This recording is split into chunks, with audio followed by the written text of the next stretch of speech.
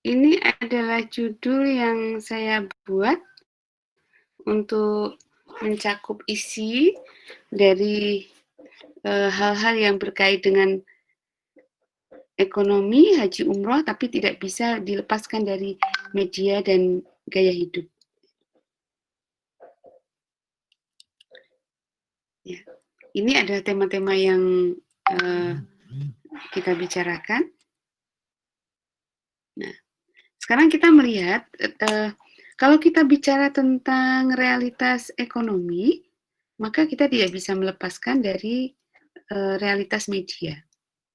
Karena bagaimanapun fenomena haji umroh itu tidak bisa lepas dari realitas media itu. Nah, ini kita cast dulu ke gagasan ini. Bahwa media itu adalah sebuah realitas yang tidak bisa dihindarkan dari kehidupan ini. Maraknya media, kemudian betapa seluruh level masyarakat membutuhkan media itu sudah tidak perlu dijelaskan. Apalagi sekarang dengan media online itu orang tidak bergantung pada salah satu line media tertentu. Bahkan semua orang punya sumber untuk publikasi.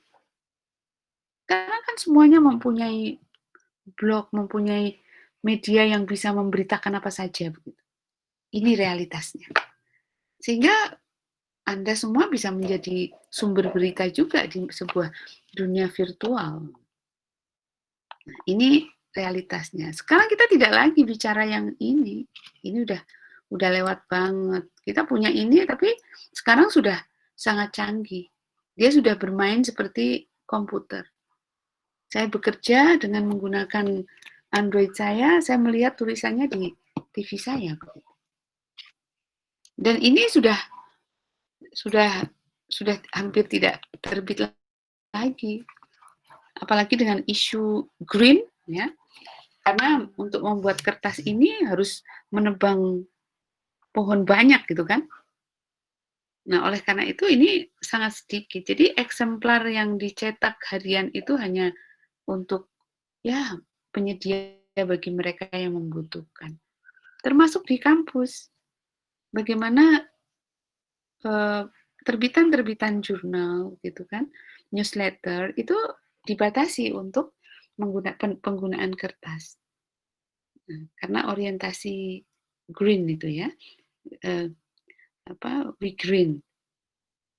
Oleh karena itu juga laporan-laporan, pengajuan-pengajuan, begitu. Itu semuanya menggunakan soft file.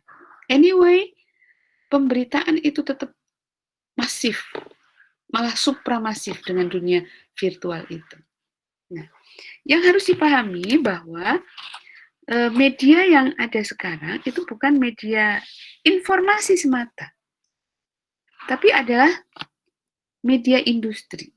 Sehingga fenomena apapun dalam masyarakat oleh media itu di casting menjadi orientasi profit. Dan perusahaan media umumnya adalah multinational corporation. Maksudnya apa? Jadi sebuah perusahaan besar, dia punya wilayah gerak misalnya di dalam bidang perbankan. Tapi tidak hanya perbankan, pertambangan ada, kemudian retail ada, kemudian restoran ada, pabrik pembuatan makanan ada, pembuatan pakaian ada, termasuk media di situ. Anda bisa membayangkan betapa untuk kesekarangan multinational corporation merupakan kekuatan yang luar biasa yang mencengkeram perekonomian masyarakat. Inilah gagasan-gagasan yang muncul kemudian dengan ekonomi kerakyatan. Itu dalam kerangka untuk kontestasi dengan kekuatan multinational corporation itu. Ini sekedar untuk wawasan. Nah, media sebagai industri maksudnya apa? Nah, kita sekarang men-shot media dengan isi yang dimunculkan. Ya berita sih, kayaknya berita, kemudian informasi, apakah hanya seperti itu? Tidak.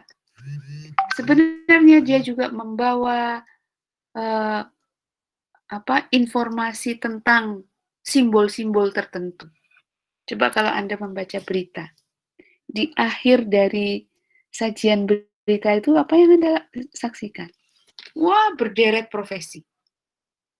Kameramen, kemudian grafis, editor ini, editor ini, editor ini, saksi konsumsi dan semuanya. Ini adalah profesi yang dibawa oleh media. Begitu muncul media, muncul berbagai profesi. Dan profesi itu saling bersaing untuk memunculkan dirinya. Disitulah muncul bagaimana pemberitaan sebuah media itu disajikan. Siapa yang membawa berita. Nah, itu gambar-gambar visual bermain di situ. Itulah yang kemudian dilihat oleh pemirsa, dan pemirsa mengasosiasi. Bagaimana mengasosiasi? Semisal ada tayangan berita, di bawahnya adalah busana ladrok, misalnya begitulah, atau busana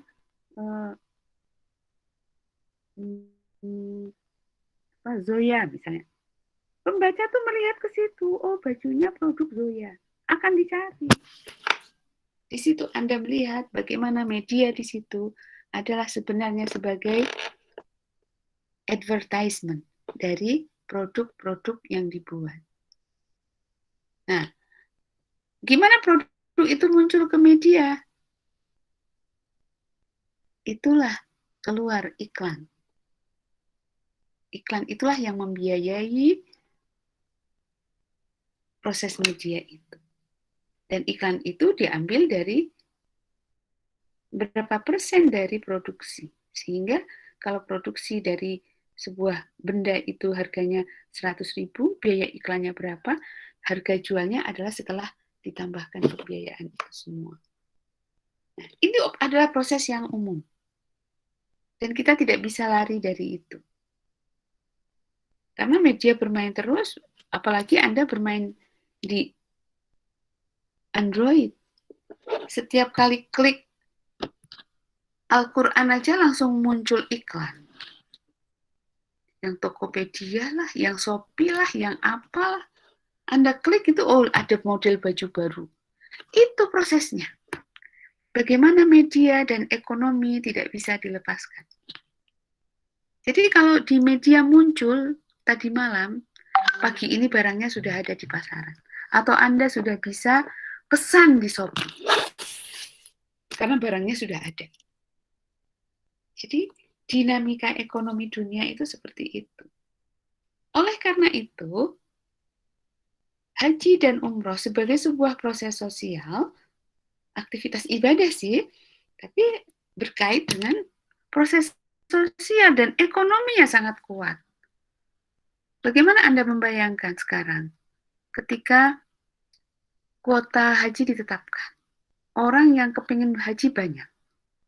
Muncul biro haji umroh plus yang bisa mengurus pendaftaran haji dan cukup menunggu 3 tahun saja misalnya. Dengan biaya bisa untuk 8 orang berangkat haji. Tapi orang mempunyai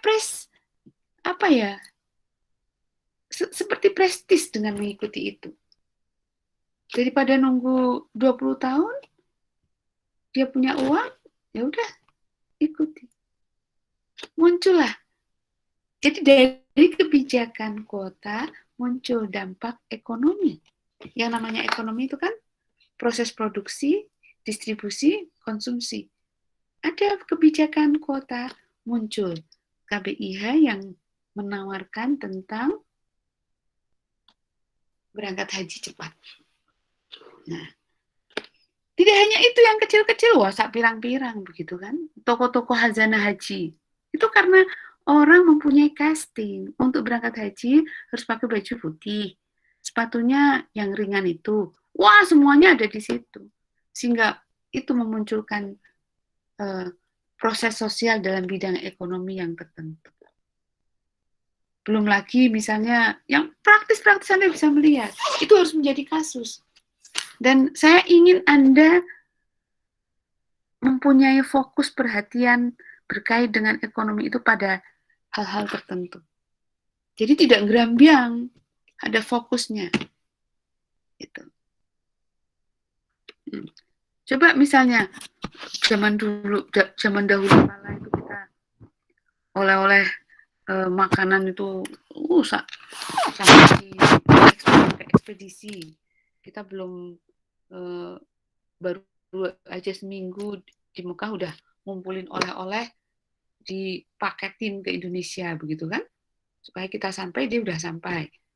Ada kayak begitu, atau kita sampai keberatan bawa itu.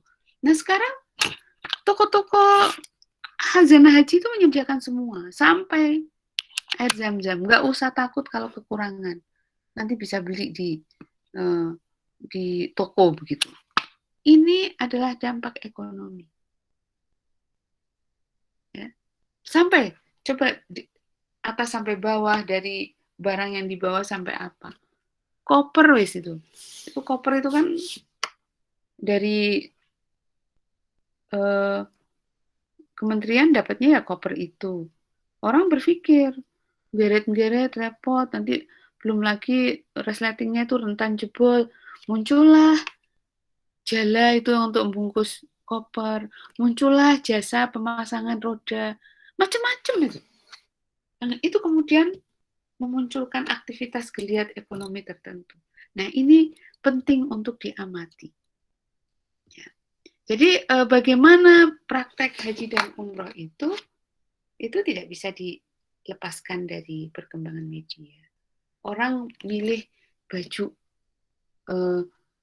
putih gitu ya. Rujukannya ke media, rujukannya ke Azahra atau Pens begitu ya. Ke sana rujukannya. Karena iklannya begitu. Dan itu Anda bisa melihat bagaimana orang desa berhaji dibandingkan orang kota berhaji. Anda bisa melihat bagaimana proses ekonomi yang berjalan dari persiapan sampai pulangnya. Dan itu tidak bisa lepas dari gaya hidup. Gitu. Saya terbiasa pakai celana panjang gitu. Ya udah ya, style saya seperti itu, tapi saya tidak mengikuti harus bagaimana. Yang penting memenuhi syarat gitu aja. Nah, ini praktek ibadah haji berkait dengan proses ekonomi yang ingin Ibu tekankan supaya menjadi titik fokus Anda adalah realitas-realitas itu. Nah, ibadah hajinya seperti itu, tapi dampak ekonominya itu yang luar biasa. Gitu. Misalnya umroh saja, Mbak, Mas. Umroh itu dari 20 juta loh ada. Ibu juga pernah merasakan umroh yang model kayak begitu.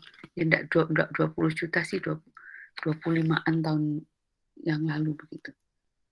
Tapi kita juga punya umroh yang 35 juta. 10 juta selisih itu emang ekspresinya juga selisih. Jadi kalau yang murah-murah begitu kan ya makanya catering. Di hotel, ya numpang di hotel itu, tapi nanti Kak dikuputi gitu. Tapi kalau yang include dengan hotel, itu ya seperti kita tinggal di hotel. Gitu. Jadi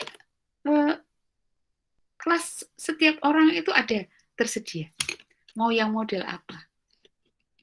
Nah, ini kita melihat betapa proses ekonomi dari yang berkelindan dalam proses haji umroh itu betul-betul bisa mewadahi dari berbagai realitas ekonomi dari jamaah. Jadi tinggal jamaah pilih yang kayak apa.